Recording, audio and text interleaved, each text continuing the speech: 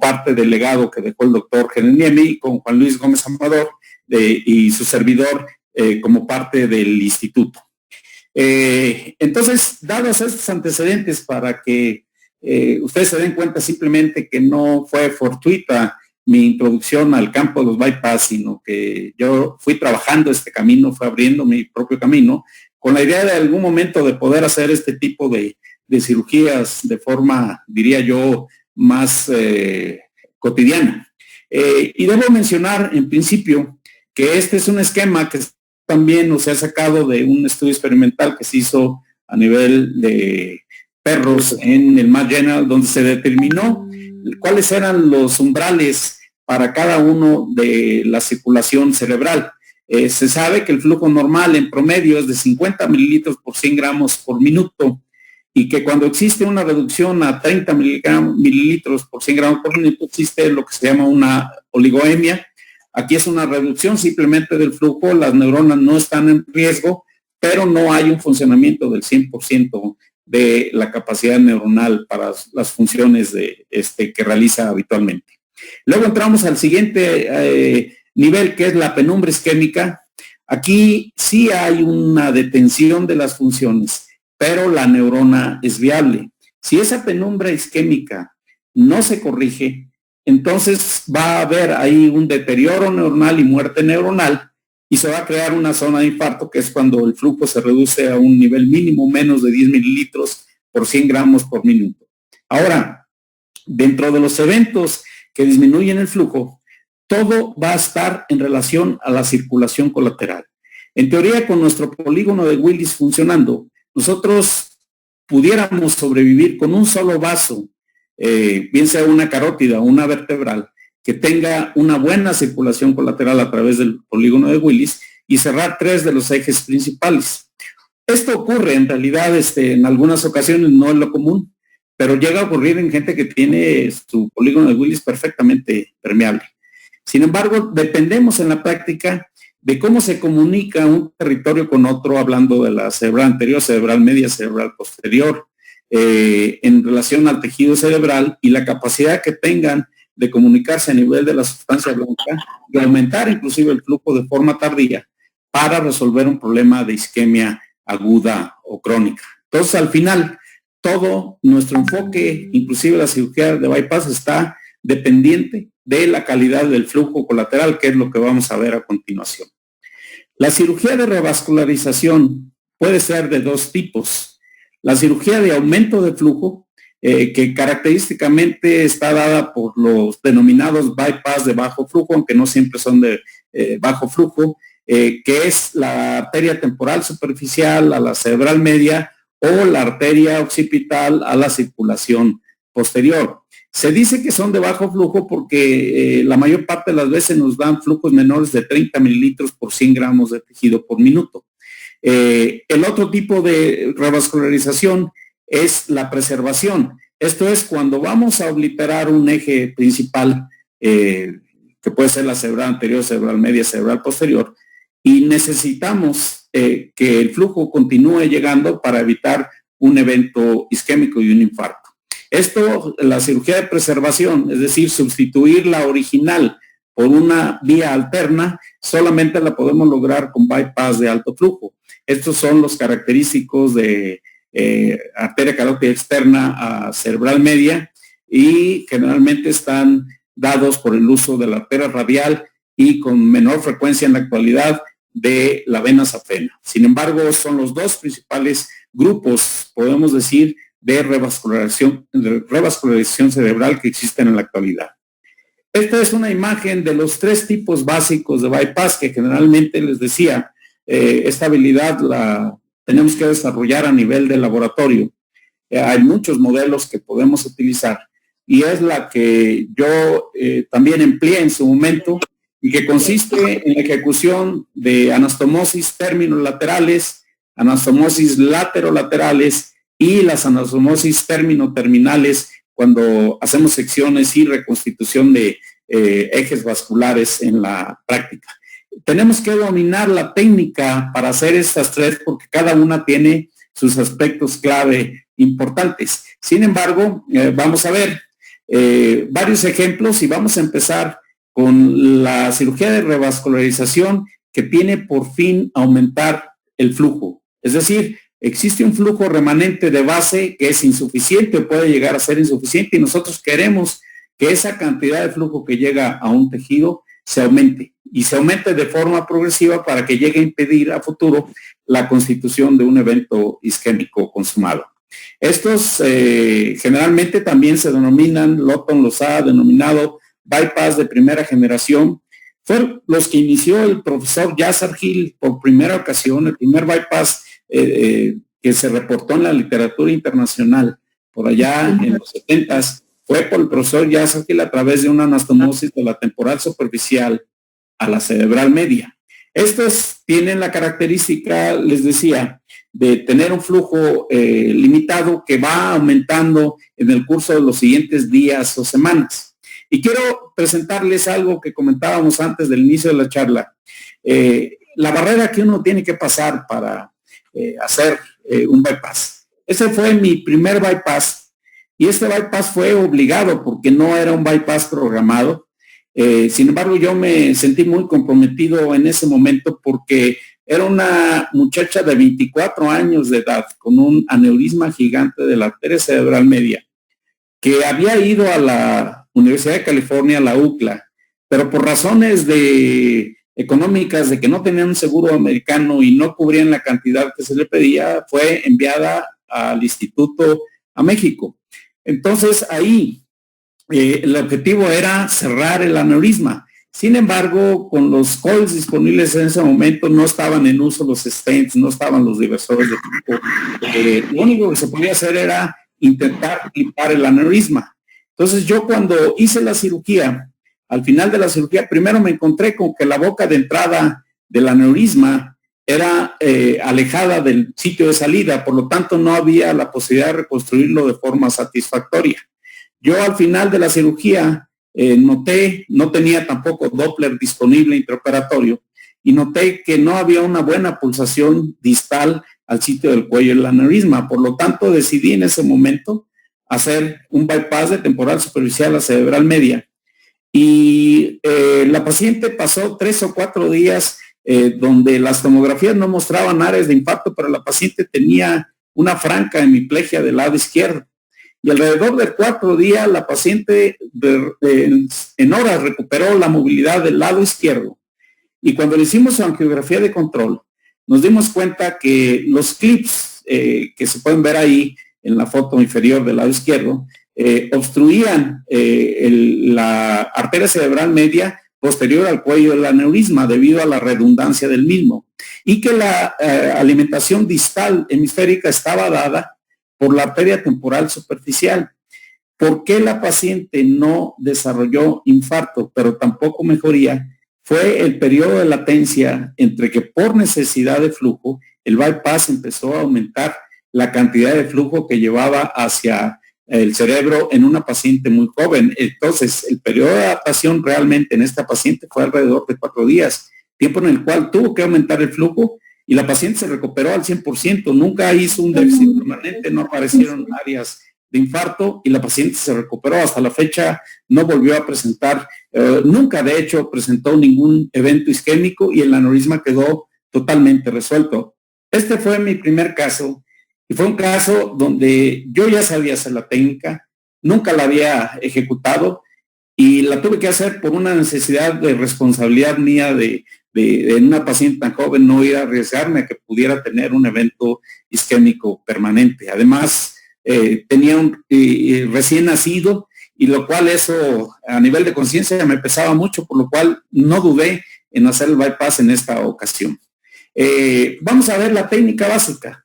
El bypass término terminal incluye la corte diagonal de la arteria donadora y lo que se llama una boca, una apertura en boca de pescado, que es el doble de lo que es la boca anastomótica. Esto con el objeto de aumentar el área de contacto entre la arteria donadora y receptora. Lo primero que hacemos es colocar los puentes laterales y posteriormente con sutura discontinua o puntos separados hacemos la primera línea, luego giramos la arteria, hacemos la segunda línea y con esto se completa este tipo de anastomosis. Esto requiere el entrenamiento porque son vasos generalmente de 1 a 1.5 milímetros, son muy pequeños y la sutura que utilizamos es 10 ceros, que es muchas veces más delgada que un pelo. Entonces, en estas condiciones, esta es la técnica básica y vean ustedes, lo voy a mostrar aquí en vivo, cómo es más o menos la ejecución de este bypass. Ahí se ha aislado ya la temporal superficial, se limpia 1 centímetro de tejido adventicia, se hace la apertura en boca de pescado, que les decía es el doble del diámetro medido de la boca anastomótica, y se selecciona una rama, que generalmente es una rama M3 ya opercular o una rama M4. Este es un video antiguo, ya utilizo ahora yo otro tipo de DAMS, pero se pueden hacer con un guante. Siempre tengo de referencia una medida para estar viendo sobre todo las boca anastomótica y la cantidad de arteria que se limpia, les decía en su parte final, de la arteria donadora. Aquí se hace la apertura del vaso, son mucha amplificación, son tijeras realmente de las más pequeñas, y ahí hacemos el acoplamiento entre la arteria donadora y la receptora. Tiene que tener la misma medida, porque si no hay lo que se llama un mismatch o desacoplamiento, y esto puede llevar a una trombosis inmediata o tardía del bypass. Ahí, cuando hacemos esta boca de pescado, el primer punto lo damos como si fuera una bota, la forma que adquiere la arteria donadora la damos en la punta de lo que sería la bota y el segundo punto a nivel del talón. Y después empezamos a hacer las 2 líneas de sutura con material 10 ceros en puntos separados. ¿Por qué los puntos separados? Porque son los que permiten precisamente las siguientes semanas que se expanda y aumente el tamaño del bypass. Si hacemos puntos continuos, le vamos a crear una barrera física que va a impedir que la arteria se dilate. Aquí está ya terminado el bypass y esa es la forma básica de hacer los bypass de bajo flujo. ¿Qué esperamos? Les comentaba yo. Que una vez que hacemos el control inmediato y vemos que el bypass está permeable, como se puede ver en esta secuencia, a los 6 meses vean cómo aumentó. Ahí están las flechas verdes indicando el diámetro 6 meses después y aumentó al doble de la arteria temporal superficial. Quiere decir que si la arteria tenía 1.5 milímetros de grosor, el doble representa 3 milímetros, que es casi el diámetro o es el diámetro de la arteria cerebral anterior en su segmento A2 y A3. Entonces, ya estamos hablando de una arteria que tiene una capacidad de flujo bastante importante y esto es lo que se espera en todos los bypass de aumento de flujo, que progresivamente la demanda de sangre haga que el bypass se hipertrofie y finalmente nos actúe como una arteria de reemplazo de una arteria de las normales intracraneales. Ejemplos. Este es un caso de enfermedad de Moya-Moya. Nosotros tenemos una serie que ya reportamos de varios casos de Moya-Moya que han llegado a la institución. Y este es solamente un ejemplo. Es una paciente pediátrica que es uno de los picos de presentación de la enfermedad cuando empezó con eventos isquémicos repetidos.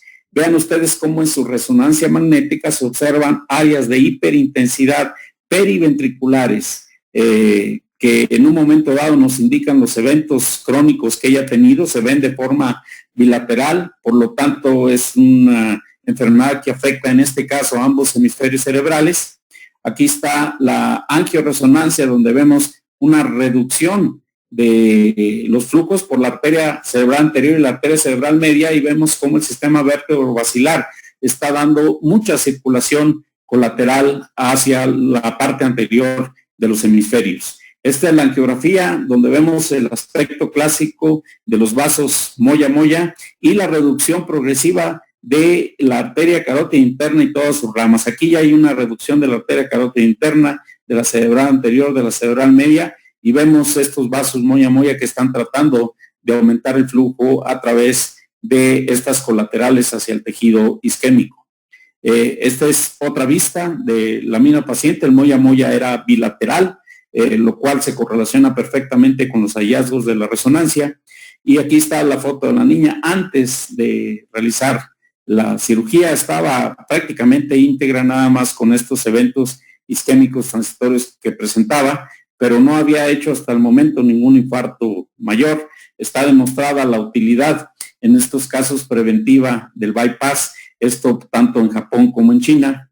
Y lo que nosotros hicimos fue hacer un bypass. Aquí está el trayecto que seguía la arteria temporal superficial en su rama parietal. La rama frontal no estaba muy desarrollada, por eso no hicimos un bypass doble. Aquí está la exposición de la arteria, la separación del tejido cutáneo, la exposición de la fascia muscular y el trayecto de la arteria.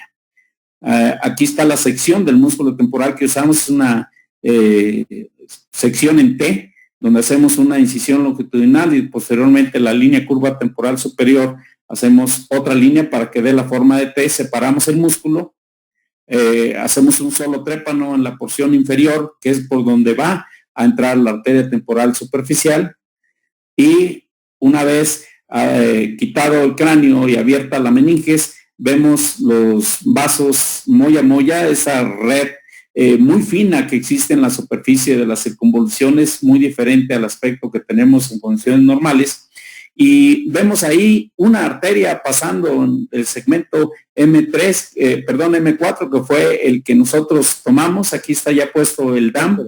Vean lo delgado, la arteria mide 0.5 milímetros, cada cuadrito es 1 milímetro y mide menos de 1 milímetro el grosor de esa arteria. Es una arteria extremadamente delgada. Para esto y evitar la falla del bypass en una arteria tan pequeña, utilizamos la técnica de colocar una prótesis de silicón. Estas las venden para empresas que se dedican a suplir material para bypass, donde vienen de diferentes calibres, desde 0.3 hasta 1 milímetro para diferentes diámetros de arteria. La arteria medía 0.5 calculado, utilizamos uno menor, que puede ser el de 0.3 o 0.4, y una sutura 10 ceros. Aquí estamos colocando la prótesis en el interior, ya está teñida la arteria con violeta de genciana o azul de metileno para ver las bocas anastomóticas. Introducimos la prótesis y ejecutamos el bypass. Antes de terminar, 2 o 3 puntos antes de terminar la anastomosis, retiramos la prótesis y de esta manera nos aseguramos que no vaya a haber una equivocación en un vaso tan fino y asegurarnos de que el bypass quede funcionando apropiadamente.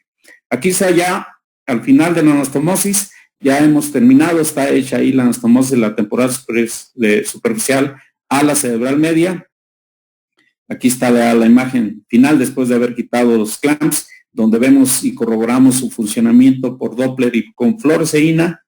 Y lo que nosotros esperamos obtener en estos casos, esta es otra paciente con una red ahí de vasos moya moya que se ve muy claramente y reducción del calibre de la arteria carótida interna y sus ramas terminales.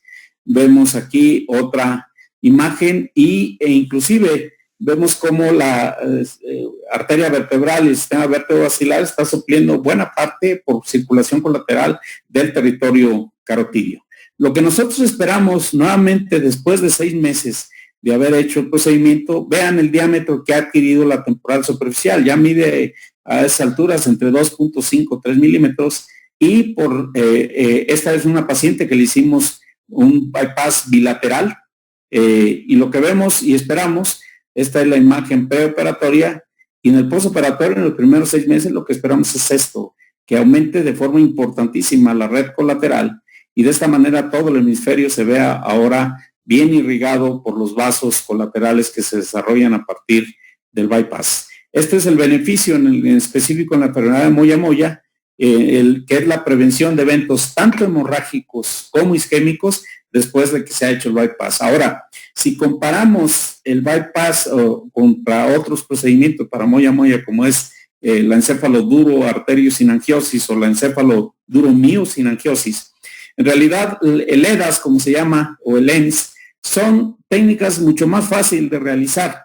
De hecho, la recomendación es que si la persona que está haciendo estas técnicas no tiene suficiente experiencia en bypass, haga mejor las técnicas indirectas, porque si hace un bypass y no funciona, puede que el paciente haga un evento isquémico a pesar de que haya sido una rama tan pequeña como un segmento M4. Entonces, esto es una advertencia, inclusive y recomendación, para que si no tiene experiencia el cirujano en hacer bypass en otras condiciones, en moya moya es todavía más difícil porque los vasos son más pequeños y son mucho más fiables que en condiciones normales. Entonces ahí es mejor en ocasiones recomendar que hagan una revascularización indirecta, aunque yo, todos los casos que he hecho de Moya Moya, la mayor parte, el 80% han sido por revascularización directa, y en ocasiones, algunos casos ya venían con tratamiento indirecto de un lado, y nosotros hicimos del lado contralateral. Otro ejemplo de utilidad de bypass de bajo flujo. Este es un paciente con una MAD temporal. Aquí está la angiografía de la MAD que muestra la limitación por uno de los ramos de la arteria cerebral media, específicamente el tronco inferior, y su vena de drenaje que ascendía hacia el seno longitudinal superior. Ahí hay diversas secuencias, vemos la imagen del lado izquierdo, sin embargo tenía un fenómeno de robo a través del lado derecho. Y el paciente se fue a cirugía programada aparentemente sin mayor eventualidad. Aquí está la exposición del lado derecho, vemos en la primera recuadro arriba y a la izquierda la exposición, está el lóbulo frontal al lado izquierdo, el lóbulo temporal al lado derecho, la cisura de Silvio. Era una MAP que abordamos a través del valle silviano, se abrió, encontramos la arteria alimentadora, la clipamos y procedimos a resecar el nido, como se ve en las diferentes secuencias. En el inferior izquierdo está el nido ya extraído, en el centro inferior vemos el lecho quirúrgico seco y al final, al término de la cirugía. Sin embargo, cuando salió de la cirugía, el paciente tenía un déficit izquierdo. Inmediatamente lo llevamos a una resonancia y nos dimos cuenta que había un área hipoperfundida hacia la parte la parte donde había estado la malformación. Y lo que ocurrió ahí fue que nos llevamos una arteria de paso, una arteria pegada a la malformación que consideramos que iba a la malformación. Lo que procedimos fue hacer un bypass de urgencia en este paciente, un bypass de temporal superficial. Agarramos un solo tronco. Aquí está la imagen después del bypass y ya en los días siguientes donde el déficit que teníamos en el tamaño de la resonancia se vio reducido en el tamaño real por tomografía en los siguientes días. Al final el paciente afortunadamente y sorpresivamente para nosotros no tuvo ningún déficit, el área motora se preservó, esto está más bien hacia la cabeza del núcleo caudado, pero el paciente joven se recuperó perfectamente y no hubo ningún problema con él desde el punto de vista de secuelas. Este es otro capítulo que a mí en lo personal me interesa muchísimo, que es el uso del bypass en la isquemia cerebral. La enfermedad aterosclerótica o la enfermedad de oclusión carotidia proximal, es decir, una carotidia, o por evento de disección carotidia traumática o espontánea, representa la posibilidad de que un paciente tenga un flujo insuficiente y haga un infarto cerebral. En estos casos fue básicamente esta idea la que hizo que en 1985 en el estudio multicéntrico de bypass demostrara que aparentemente el bypass no era de utilidad en los casos de enfermedad isquémica aterosclerótica. Posteriormente se abandonó en Estados Unidos la práctica del bypass y de haber un número importante de cirujanos que la hacían, de repente decayó y solamente se mantuvo en ciertos centros de referencia. Posteriormente vino el estudio COS, que también evaluaba la utilidad de un bypass en enfermedad aterosclerótica y tampoco demostró mucha utilidad. Sin embargo, los japoneses, que nunca dejaron de hacer la técnica y además estuvieron estudiando a los subgrupos de pacientes que se beneficiaban, establecieron el patrón de flujo de aquellos pacientes que sí se van a beneficiar de una cirugía de revascularización de esta naturaleza. Vean este ejemplo. Este es un caso de enfermedad isquémica no aterosclerótica. Es una paciente muy joven que tuvo una disección carotidia espontánea del lado izquierdo, empezó a hacer eventos isquémicos transitorios. Se le hizo una resonancia que muestra en el superior izquierdo, ustedes pueden ver áreas ahí de infartos o lacunares, de microinfartos, y zona inclusive de cambios de señal en la corteza cerebral del lado izquierdo. La angioresonancia mostraba una reducción importante del flujo de la arteria carótida interna en su porción final y por ende de la arteria cerebral anterior y la arteria cerebral media ipsilateral.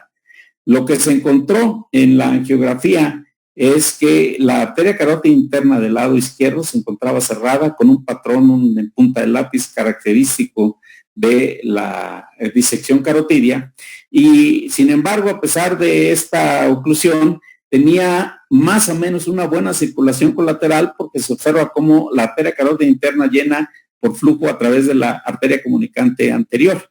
Y cuando se le hizo el disparo externo, tenía bastante bien desarrollada la arteria temporal superficial.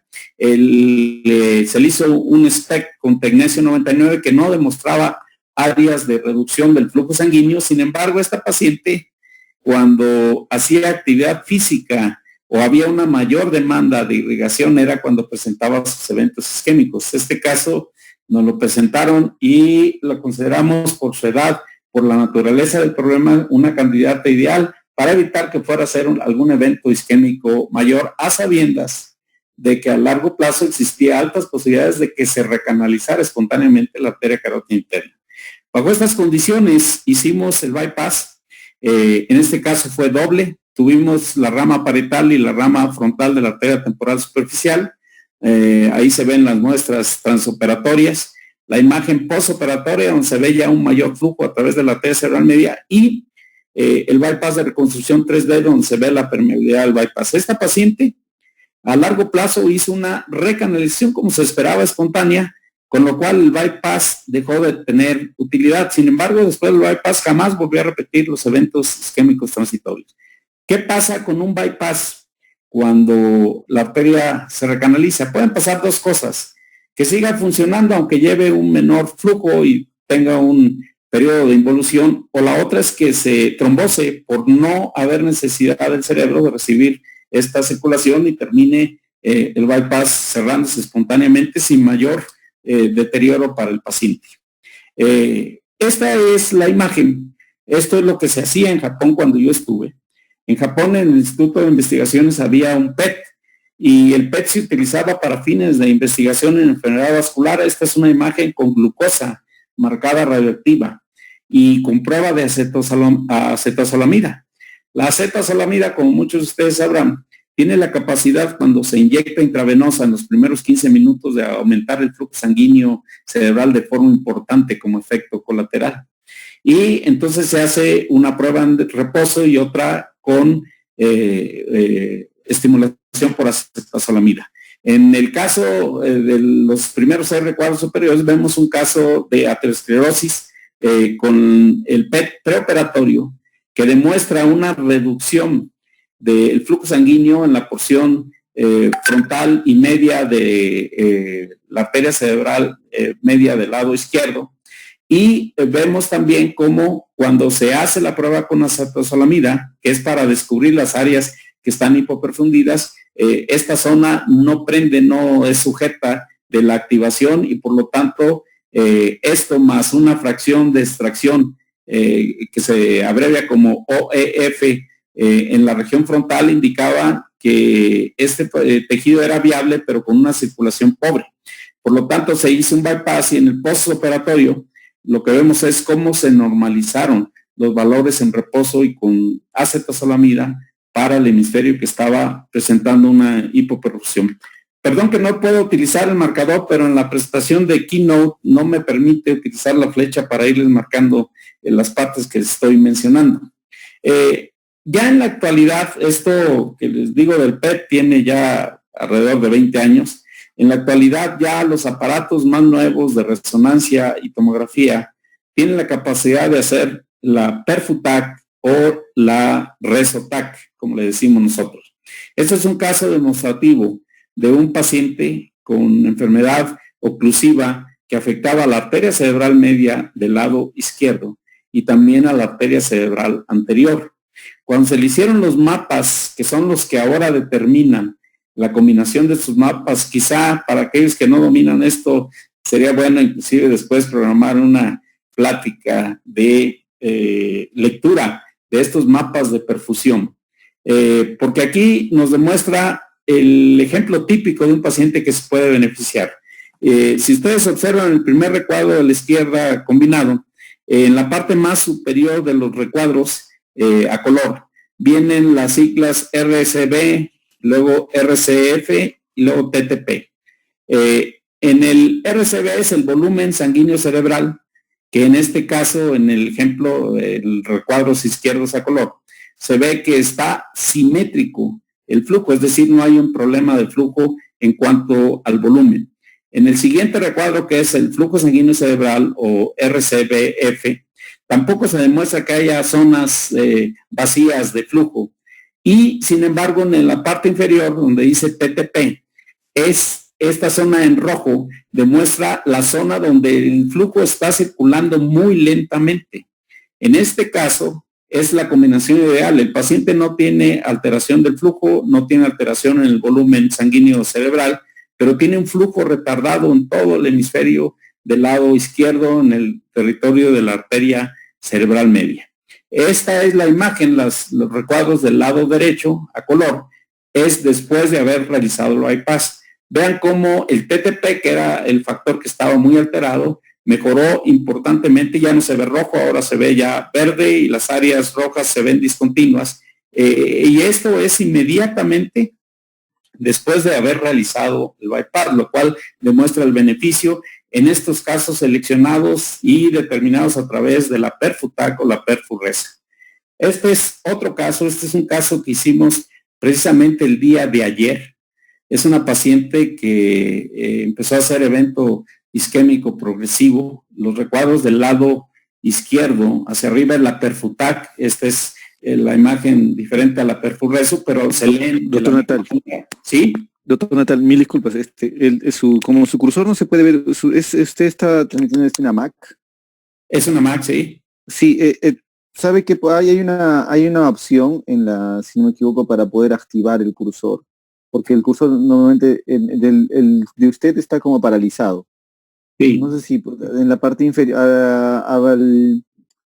en la parte inferior izquierda, no sé si puede activarla o no, no sale.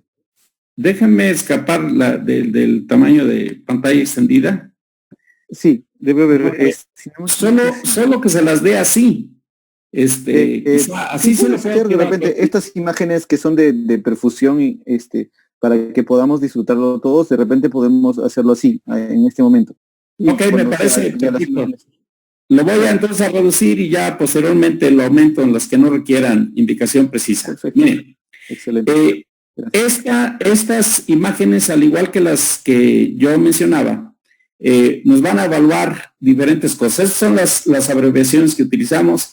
Es Cerebral Blood Volume, Cerebral Blood Flow y Mean Transit Time. Son los tres parámetros que utilizamos. En ocasiones se puede intercambiar por otro que se llama Tmax o otro que se llama PTT. Equivalen a lo mismo. Vean, en este estudio se hicieron, estos se llaman ROI o regiones donde mide el flujo numéricamente. Y vean aquí en el volumen sanguíneo, hay dos zonas, una frontal y otra parieto-occipital, que se encuentran hipoperfundidas. El tiempo de tránsito también está alterado. Vean ustedes cómo todo el hemisferio del lado izquierdo tiene diferente al del lado derecho. Siempre se hace de forma comparativa. Y el flujo sanguíneo cerebral se encontraba más o menos simétrico. En las siguientes horas, la paciente mostró mayor deterioro y se repitió nuevamente la Perfutac. Y vean cómo el flujo sanguíneo, el volumen muestra una alteración más consolidada. Y esta zona negra es una zona de infarto ya, que se corrobora. El flujo sanguíneo cerebral se encuentra preservado en la región frontal y parietal, pero la zona central que se correlaciona con el volumen cerebral está también con hipoperfusión.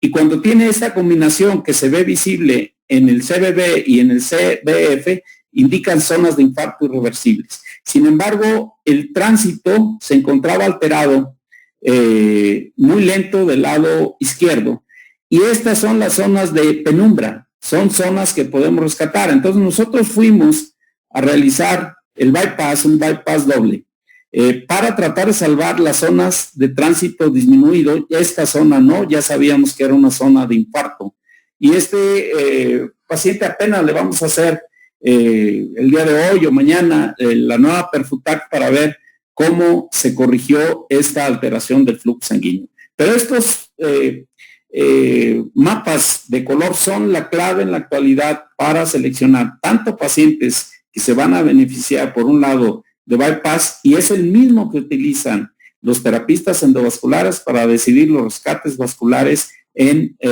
casos de oclusión de ramas de la arteria cerebral media. Vamos a ver aquí. Este es otro caso. Este es un caso clásico de oclusión aterosclerótica de la arteria cerebral media en un paciente que desarrollaba eventos isquémicos transitorios. Esta es una de las secuencias, la secuencia más tardía. Se alcanza a ver una pobre llenado de las ramas de la arteria cerebral media, no estaba ocluida al 100%. Este paciente se llevó nuevamente bajo discusión a la realización de un bypass. En un principio, déjenme decirles que se intentó abrir estas arterias con stents por la vía endovascular. Sin embargo, la mayor parte de estos casos se volvían a cerrar o muchas veces se trombosaban, por lo cual se abandonó el uso del stent para tratar de corregir problemas ateroscleróticos de la cerebral media. En este caso, se realizó un bypass con la técnica ya descrita. Aquí está la obtención de la arteria temporal superficial a nivel subcutáneo. Está la ejecución del bypass, la medición del Doppler transoperatorio para ver que el flujo esté permeable al final de la cirugía y al cierre, donde tenemos que proteger y evitar cerrar herméticamente alrededor del bypass para evitar que se vaya a ocluir de forma incidental. Aquí está la imagen postoperatoria a los 6 meses. Vean una cosa que les he venido repitiendo. El diámetro de la carótida normalmente es alrededor entre 4 y 5 milímetros. Vean aquí a los 6 meses el bypass tiene casi el diámetro de la carótida menor de la cerebral anterior, lo cual indica que ha sufrido una hipertrofia por necesidad y ahora está irrigando toda la porción distal del hemisferio vía el bypass, el cual ha sufrido una hipertrofia a beneficio del paciente, y esto es lo que nosotros esperamos, o el fenómeno que esperamos que ocurra en las semanas siguientes a un bypass. Aquí está otro caso. Este es el caso de un paciente con un aneurisma gigante de la arteria cerebral media, que nunca dio manifestaciones de tipo vascular y que se empezó a comportar como si fuera un tumor. El paciente de repente empezó a tener problemas de movilidad del lado izquierdo de su cuerpo, alteraciones de las funciones mentales, y requirió atención médica. Le hicieron una resonancia que demostró esta gran lesión con edema perilesional, además agregado, que empeoraba el cuadro clínico, y el estudio de los vasos sanguíneos mostró un gran aneurisma trombosado y un remanente del cuello a nivel más basal, dependiendo de la arteria cerebral media. En este caso, lo que hicimos fue igualmente un doble bypass de bajo flujo, el cual, después de haberlo realizado, vean ustedes aquí la separación, el disparo por la arteria carótida interna, que demuestra una oclusión después de la operación de la arteria cerebral media, muy similar al primer caso de bypass que yo les mostré, y toda la circulación distal excluida. Sin embargo, cuando se hace el disparo por la carótida externa, todo el remanente del cerebro que no está irrigado en la carótida interna ahora lo está haciendo por la carótida externa. Este es el paciente 6 meses después. Vean que no tiene absolutamente ningún déficit neurológico. Y uno puede preguntarse aquí, ¿por qué un bypass de bajo flujo si estamos tratando de asegurar la circulación distal de la arteria cerebral media? Bueno, aquí la respuesta es por lo siguiente. Ya hay reportes en la literatura que demuestran que estos aneurismas gigantes, cuando están todavía en fase de trombosis, empiezan a reducir el flujo sanguíneo porque la sangre tiene que girar aquí varias veces y luego salir por las arterias, y hace que tengan un flujo disminuido de forma crónica. Si uno en estos casos lleva un bypass de alto flujo, puede ocurrir un fenómeno de hiperperfusión o inclusive de sangrado por un alto flujo hacia una zona que crónicamente ha estado isquémica. Entonces, en este caso, los bypass nos impiden ese fenómeno de hiperflujo y inmediatamente se integran a la circulación normal, como en este caso, y este no es el primer caso que tenemos de aneurisma gigante cerebral media tratado con bypass de bajo flujo. En general, cuando ya rebasan los 3 centímetros de diámetro, hacemos este procedimiento y no hemos tenido en ninguno de ellos ningún problema de déficit isquémico permanente. Vamos a ver ahora el segundo tipo de bypass, que se llaman bypass de segunda generación también. Son bypass de alto flujo, que generalmente son de la arteria carótida externa a la arteria carótida interna. Tienen la capacidad de llevar más de 30 mililitros por 100 gramos de tejido por minuto, lo cual los hace ideales para una sustitución y cierre de una arteria mayor sin que el paciente tenga déficit por. En este caso, nosotros dependemos para recomendar un bypass de esta naturaleza de lo que se llama la prueba de oclusión carotidia. Y hay 2 tipos principales, 3, digamos, de respuesta. 1, cuando el paciente tolera la prueba, es decir, se cierra la arteria en cuestión, pues si estamos valorando la circulación colateral de la arteria carótida interna izquierda, disparamos por el lado derecho y vemos si a través de la comunicante anterior o las cerebrales posteriores y comunicante posterior pueden llenar completamente el territorio del lado izquierdo.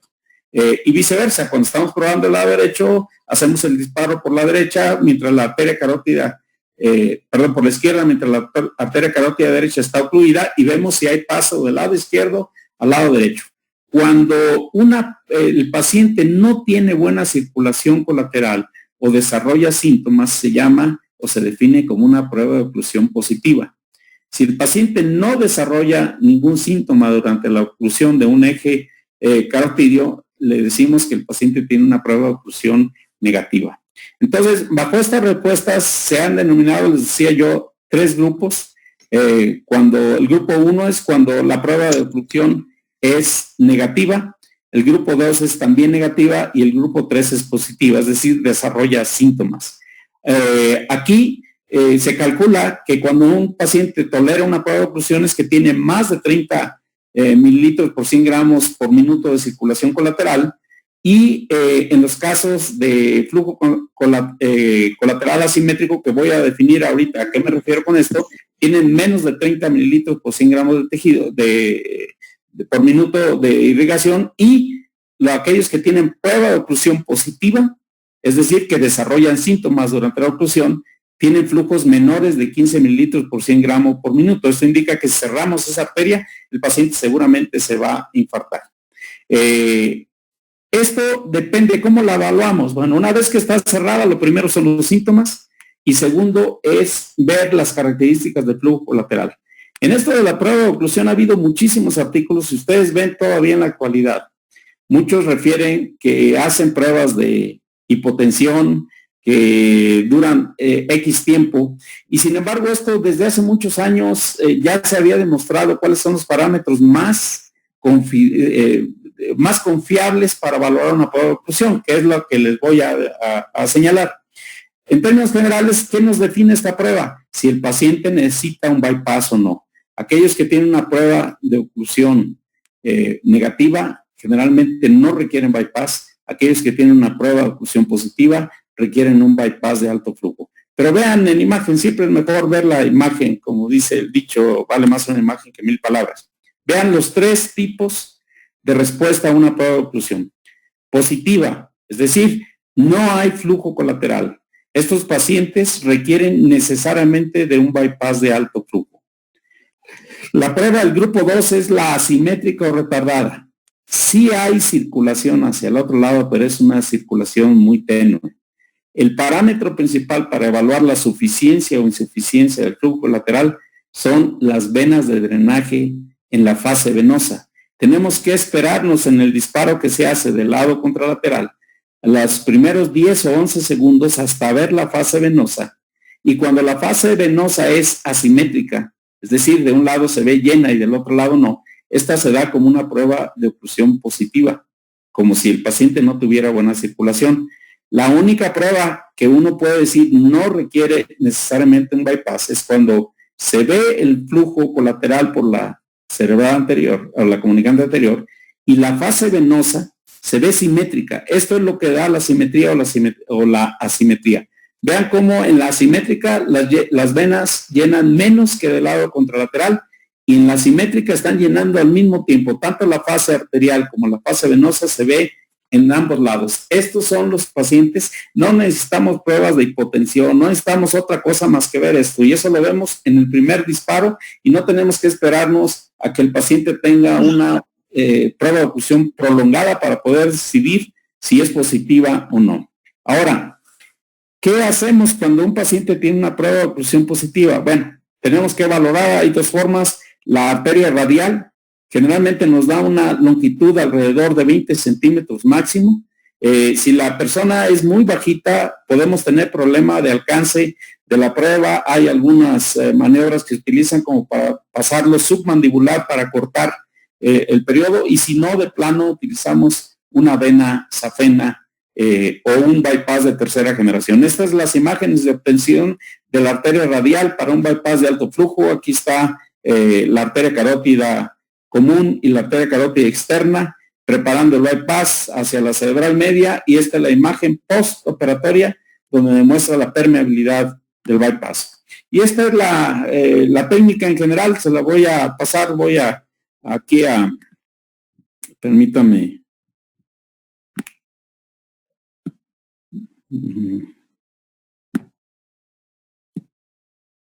Bueno, ahora no me dio. Vamos a ver, a correr el bypass, perdón. Doctor, me trae algo que raro, que están unas marcas en la pantalla, ¿Sí? Vamos a corregirlo. No estoy seguro si yo puedo controlarlo, estoy viendo que si lo puedo borrar. Un segundo, por favor. Sí, son de los... Sí, nada más que aquí... espontáneo. Sí, perdón. Pero no sé, no me parece en la pantalla cómo volverla a compartir.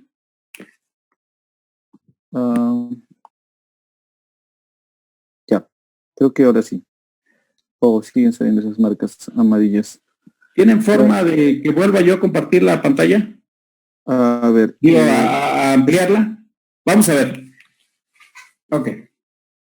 Doctor, me dicen que con la letra C se puede aumentar, puede aparecer su... Ya vemos Sí. Su cursor, bueno, se ve bien. Ok. Esta es una imagen de la arteria carótida común.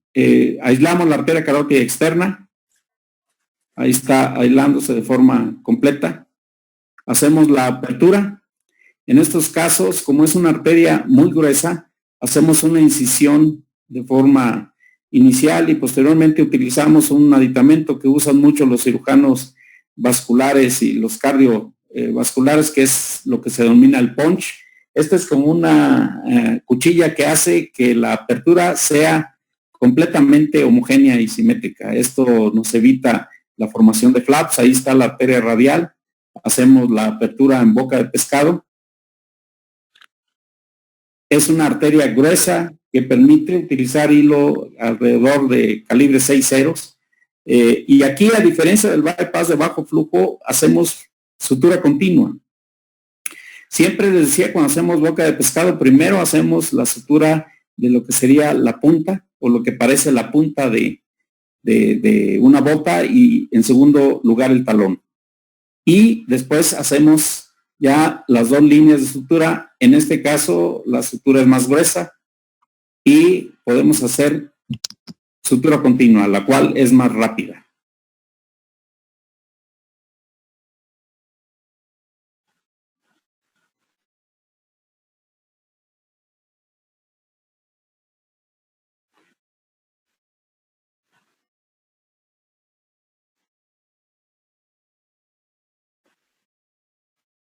Voy a adelantar un poco. Primero se hace un lado, después se hace el otro. Aquí está ya terminada.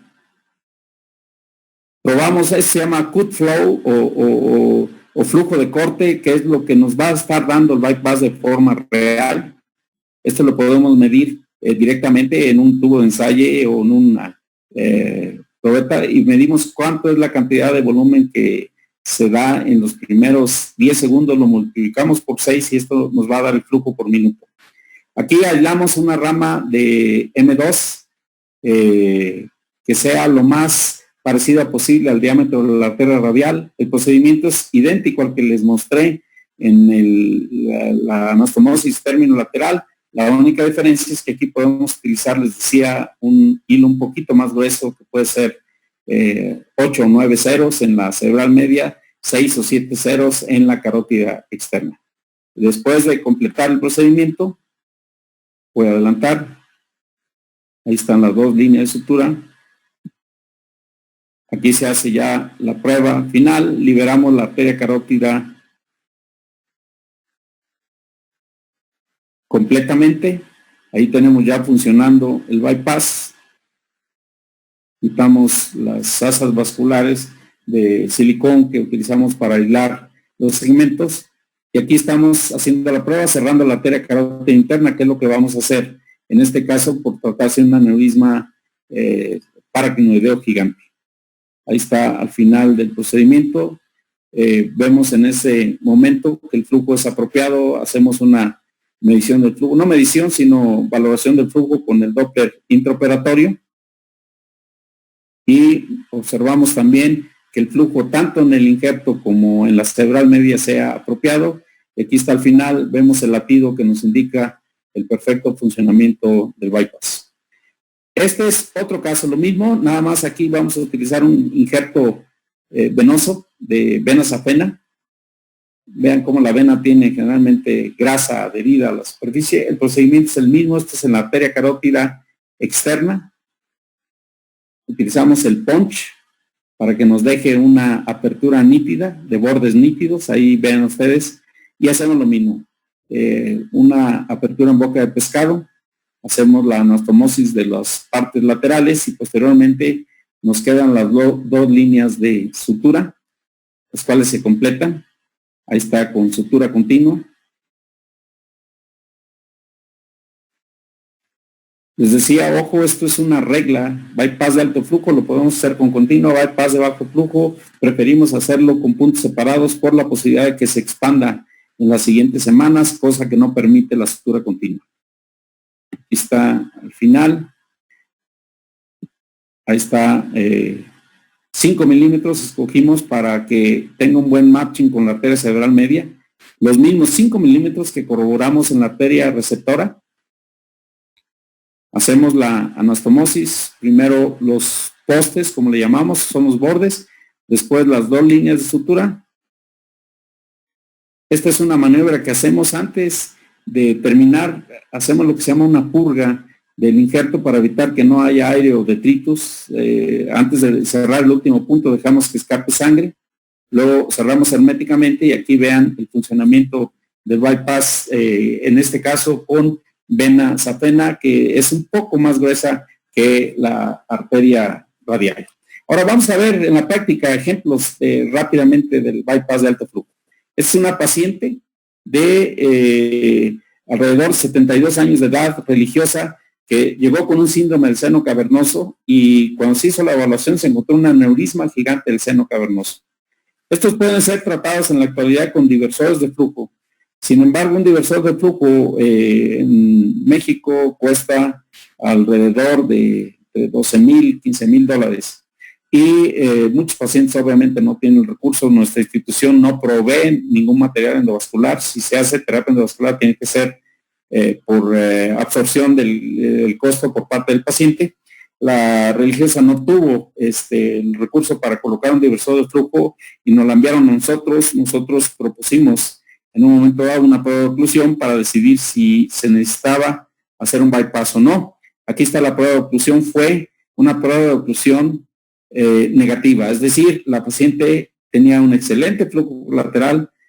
Aquí no muestro la fase venosa, pero tenía una prueba simétrica y aparte nunca desarrolló síntomas durante la prueba de oclusión.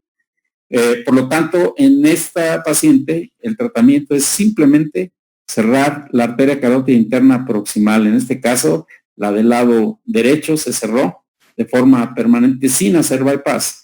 Y en los siguientes meses se empezó a observar la trombosis y reducción del volumen del aneurisma sin haber hecho otra cosa de algo que se denomina oclusión proximal o ligadura hunteriana, que era una de las principales técnicas que se utilizaban hace muchísimos años cuando no estaba desarrollado el concepto de bypass. Obviamente en estas oclusiones que a veces eran progresivas con una pinza de Silverstone que se llama, que iba cerrando la carótida en los primeros 4 o 5 días, muchos pacientes obviamente se infartaron a pesar de que los primeros días la toleraban, pero en este caso teníamos ya la evidencia directa de que la paciente tenía excelente circulación colateral. Entonces el tratamiento aquí fue cierre carotidio proximal. Este es otro caso muy parecido. Un aneurisma gigante del seno cavernoso con una prueba de oclusión negativa. El paciente nunca tuvo ningún problema y sin embargo en este caso decidimos hacer un bypass. ¿Por qué en este caso decidimos hacer un bypass y en el otro caso no? Bueno, porque en esta situación era un niño de 15 años de edad que tuvo el aneurisma y está demostrado en la literatura que estos pacientes a largo plazo pueden desarrollar aneurismas de hiperflujo. Vean la resonancia de control, cómo el aneurisma se colapsó, dejó el efecto de masa y aquí fue cierre proximal, pero con bypass de la temporal superficial a la cerebral media. Este es otro caso similar, es un paciente joven, músico, de aproximadamente 22 o 23 años de edad, que empezó a tener cefalea, se hizo una tomografía, se demostró que tenía una erosión del ápex petroso, se hizo una angiotomografía y posteriormente una angiografía que demostró la presencia de un aneurisma de la arteria carótida interna intrapetrosa. Son casos raros, sin embargo la prueba de oclusión también fue una prueba de oclusión negativa, es decir, con excelente flujo. Aquí sí está la imagen de la fase arterial y la fase venosa, y vean cómo en la fase venosa, en la fase venosa, vean cómo hay simetría del flujo venoso, tanto en el lado no afectado como en el lado donde se estaba haciendo la prueba. Entonces, en este paciente, a pesar de que tenía muy buena circulación colateral, por la edad, se decidió hacer lo mismo que hicimos en el otro caso, es decir, un bypass de arteria temporal superficial y cierre de la arteria carótida interna del lado afectado. Aquí está el bypass con la arteria carótida interna cerrado y de esta manera se resolvió el aneurisma sin haber tenido el paciente ningún evento de tipo isquémico. Esto, les decía, obedece básicamente a algo que existe en la literatura reportada, que en pacientes jóvenes a largo plazo tienen el riesgo de desarrollar aneurismas de hiperflujo en el lado que está dando la circulación. Esto hay muchos artículos al respecto en la literatura y en la actualidad entonces nosotros a todos los pacientes jóvenes que independientemente de que tengan una buena prueba de oclusión, es decir, con buen flujo lateral, a todos les cerramos la arteria carótida en el lado afectado, pero complementamos con un bypass de bajo flujo para evitar este efecto de formación de aneurismas a largo plazo. Este es otro caso, ya nos vamos a los casos con prueba de oclusión positiva. Es un aneurisma paraquinoideo gigante. Vean, la prueba de oclusión no tiene absolutamente ningún paso del medio de contraste de un lado a otro. Hacemos lo que se llama un bypass profiláctico. Primero hacemos el bypass, después atacamos el aneurisma. Aquí está el aneurisma ya expuesto. Y en este caso en particular se pudo resolver el aneurisma sin necesidad de tener el uso del bypass, aunque el bypass ya estaba hecho. ¿Qué hacemos entonces?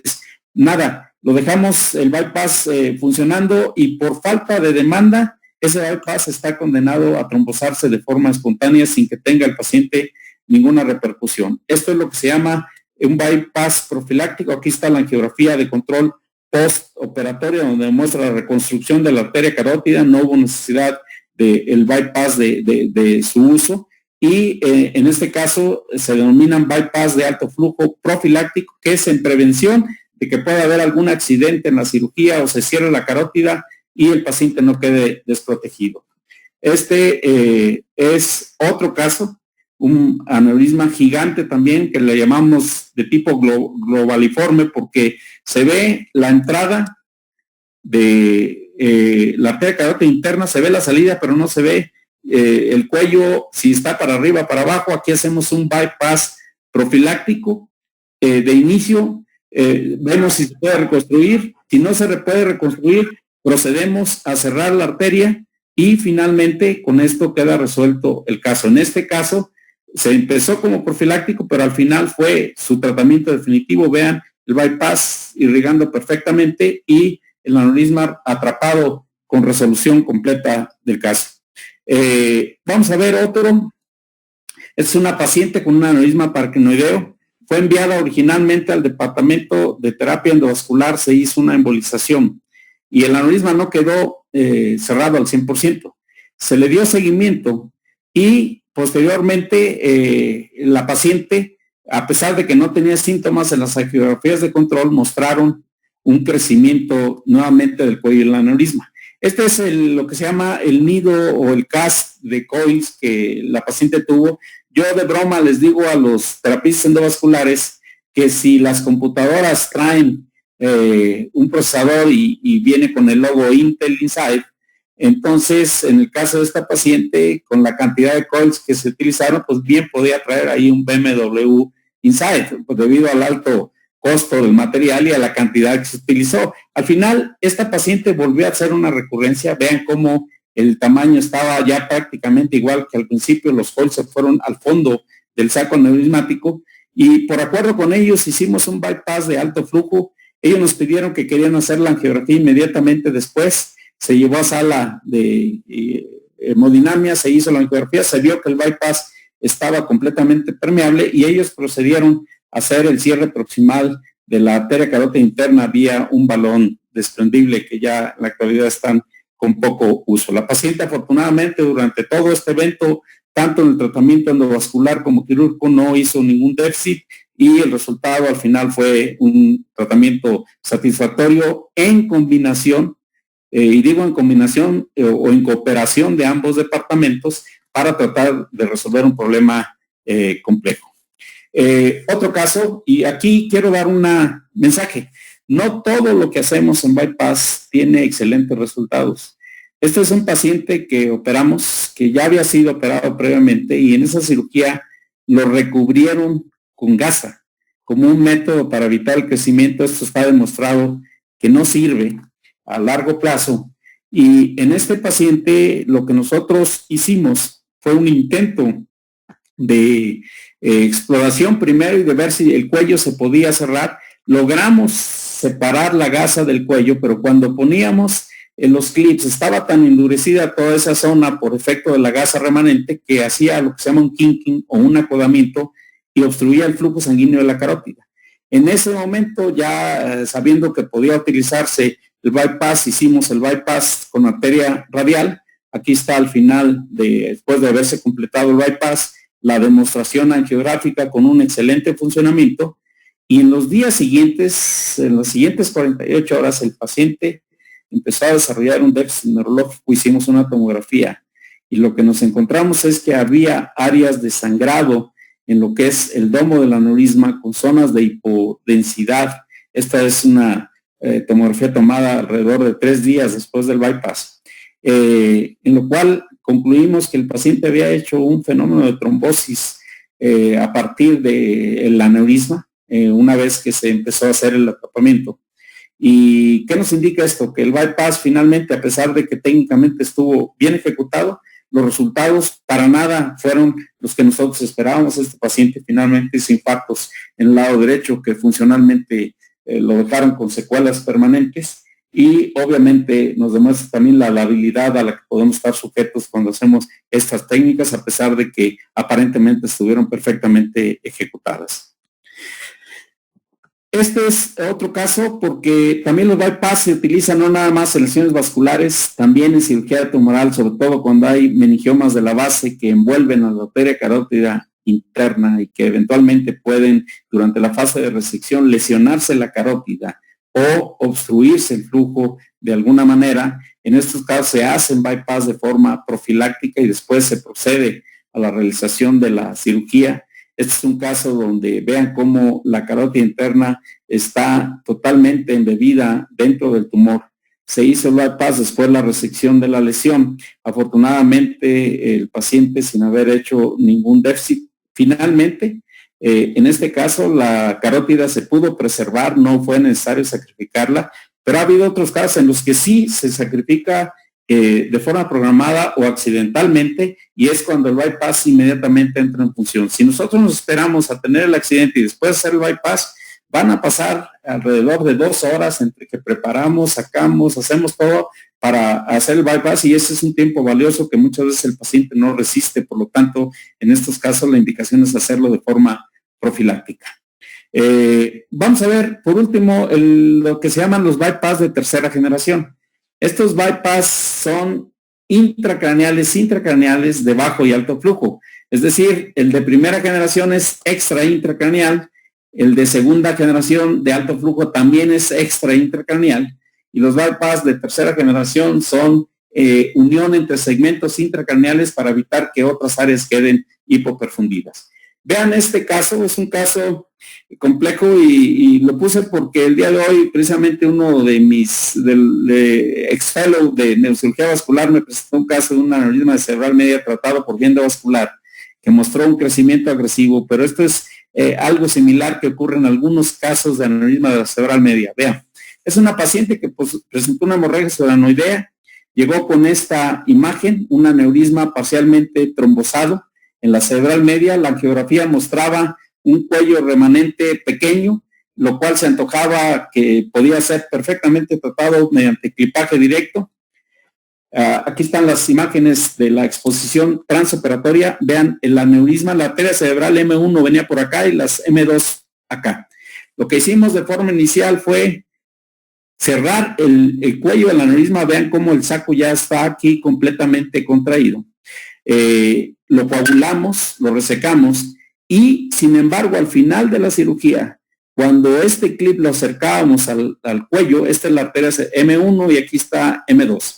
Cuando acercábamos el clip al cuello, se cerraba la arteria carótida por efecto de aterosclerosis. Esto lo veíamos por pérdida de la señal de flujo a través del Doppler transoperatorio.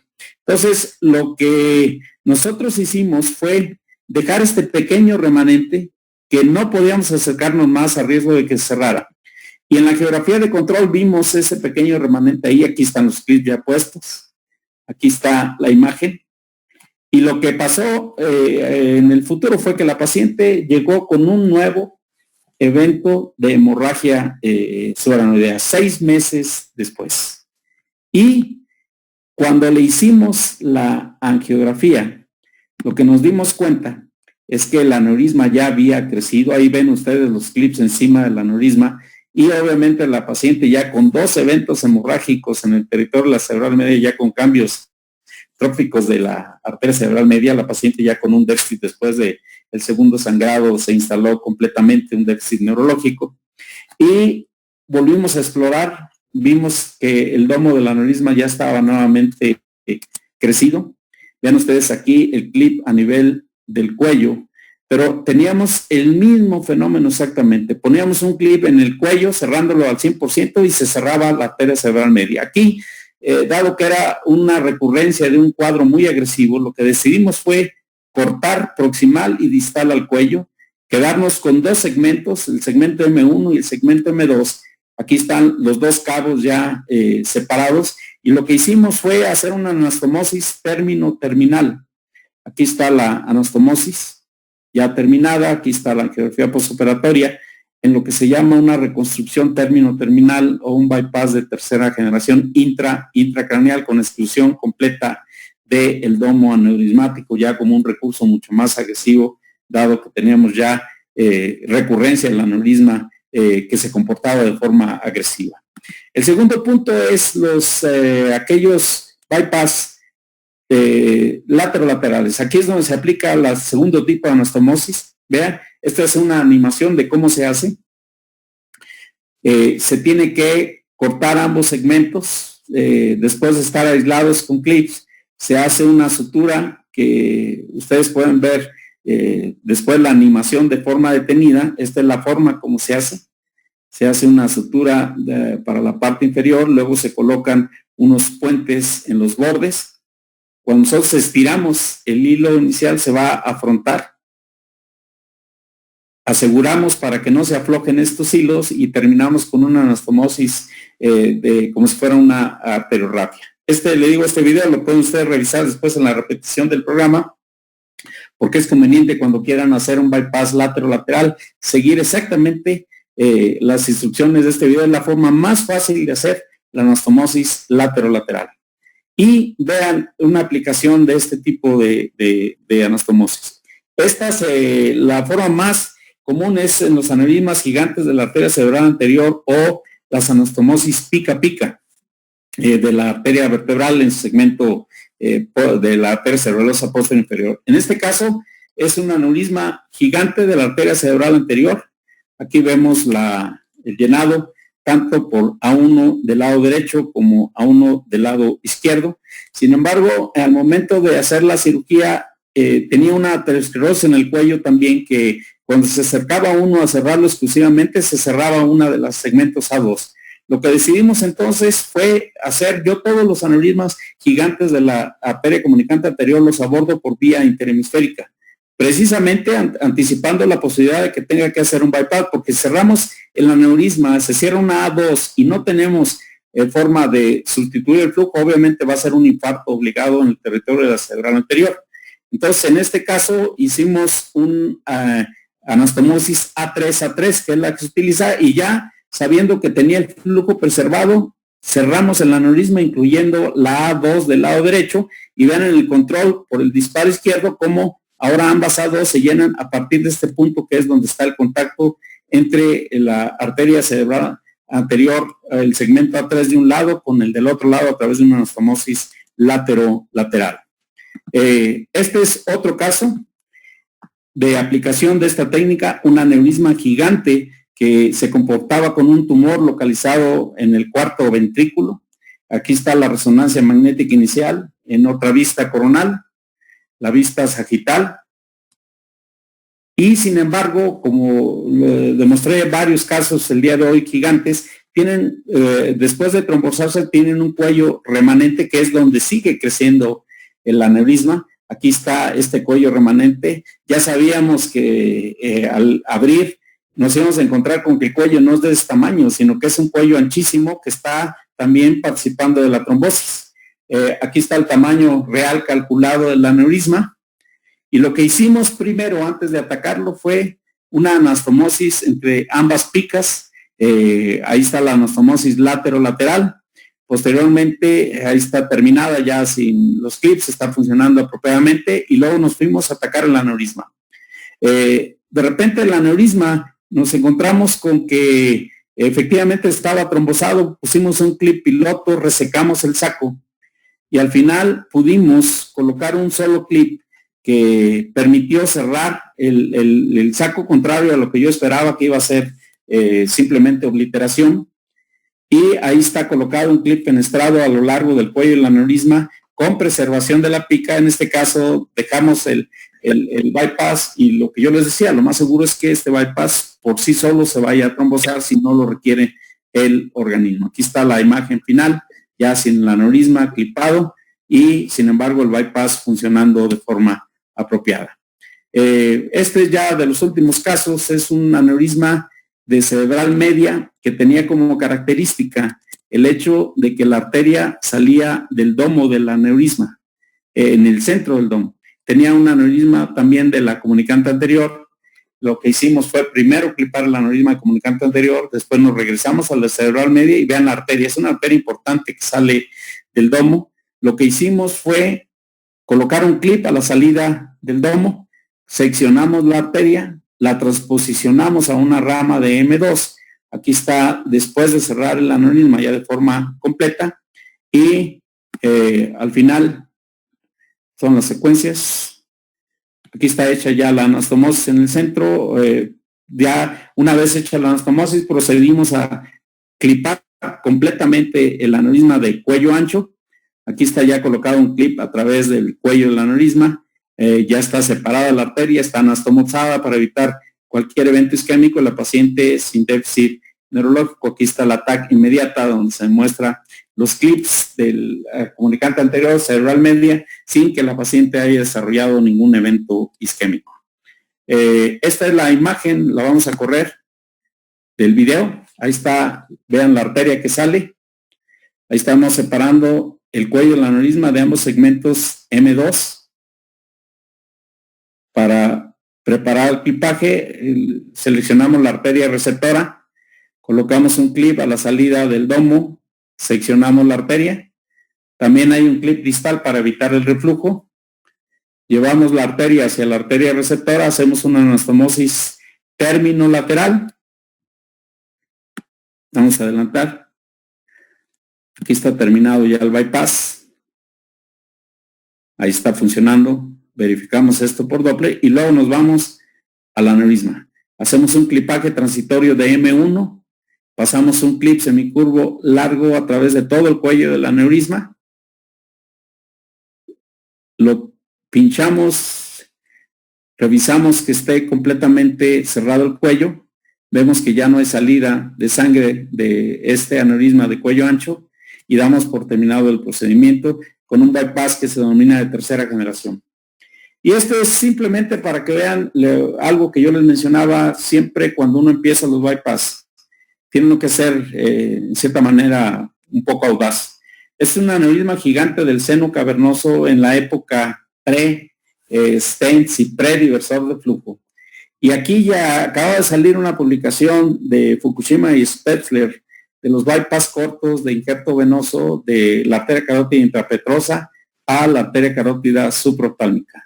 Yo, en mi afán, ya con un entrenamiento aparentemente apropiados, decidí hacer este bypass corto pensando que tenía mucho más beneficio. Aquí está la exposición de la arteria carótida intrapetrosa, aquí está el volumen del aneurisma en el seno cavernoso y aquí está el nervio óptico, la arteria carótida cerrada posterior al origen de la arteria oftálmica, el bypass realizado, aquí está funcionando apropiadamente la angiografía postoperatoria. Todo muy bien, excepto que es un bypass extremadamente difícil de completar a nivel de la arteria carótida intrapetrosa. De tal manera que yo no le vi ninguna ventaja y sí me llevó casi el doble del tiempo de un bypass de carótida externa a cerebral media de alto flujo, por lo tanto fue debut y despedida para mí este bypass. Sin embargo, tengo la posibilidad en un caso de que una arteria radial sea muy corta o un segmento no de la carótida externa a la cerebral media, de volver a repetir este bypass, aunque les digo que es de mucho más tiempo de consumo. Bien, hay un video que yo creo que ya no nos va a dar tiempo de presentarlo, pero solamente quiero concluir diciendo que en el caso de la cirugía de revascularización, nada sustituye al trabajo arduo y continuo de estar ejecutando estos bypass y sobre todo, les decía yo, pasar la barrera de hacer nuestro primer bypass y posteriormente ejecutarlo de forma cotidiana cuando se requiera. No hay que abusar tampoco, el sobreuso del bypass tampoco es bueno, tiene su riesgo, ya se lo demostré. Y yo cuando veo a alguien que tiene una serie enorme, excepto la de Shubin, que por casos de moya a moya ya lleva alrededor de 7,000 bypass, en una patología donde está plenamente aceptada y donde hay muchísimos casos en Asia. Cuando yo veo en la parte occidental un número muy grande de bypass, mi pregunta es si no se está abusando de bypass. Por otro lado, Hernelniemi, que no realiza mucho bypass, él cuestiona mucho también esta necesidad de a todo caso hacerlo bypass y estar presentando bypass de uno y de otro, cuando a lo mejor con una buena técnica de reconstrucción en el caso de los aneurismas pudiera ser suficiente. Sin embargo, hay que saber hacerla, hay que ejecutarla y es un recurso que les decía, es una de las joyas de la corona de la neurocirugía vascular. Finalmente, debo mencionar algo que también lleva implícito a la plática. Cuando uno aprende de un maestro a hacer los bypass y esto se multiplica de un maestro la transmisión hacia varios alumnos, estos a su vez cuando se desarrollen van a poderlo hacer de la misma manera y de esta forma el uso y preservación de las técnicas de bypass se pueden multiplicar a lo largo de toda la gente que practica neurocirugía vascular. Por eso es importante dentro del proceso de evaluación de un bypass, primero ver cómo se hace un bypass, después entender lo que se hace, después hacerlo mediante la práctica, posteriormente enseñar a otra gente lo que uno ha aprendido, y el grado máximo de actividad en el bypass es innovar, es decir, facilitar, crear nuevos implementos que faciliten la ejecución de estos procedimientos en bien de nuestros pacientes que tienen patología vascular compleja. Esto es simplemente también un homenaje a todos mis residentes, porque de ellos aprende uno muchísimo. Hay un sistema de retroalimentación. Muchas veces ellos nos impulsan cuando está uno perdiendo la audacia y el arrojo a hacer las cosas, volvemos a retomarlo, de tal manera que es un toma y daca con todos ellos, y son el motor que nos mantienen activos en nuestra actividad quirúrgica al máximo. Nosotros tenemos un curso de posgrado en neurocirugía vascular, como ustedes lo saben. Ahí hemos recibido neurocirujanos de varios lados, de México y de varios países, y pues todos ellos tienen la capacidad en un momento dado de desarrollarse y hacer lo que nosotros hacemos a nivel institucional. Y finalmente, pues muchas gracias por toda su atención. Creo que fue una plática larga, pero si hay preguntas, las podemos responder si hay tiempo por parte de ustedes. Gracias. Doctor Natal, muchas gracias. Toda su experiencia. De hecho, sé que tiene usted incluso pláticas preparadas en cada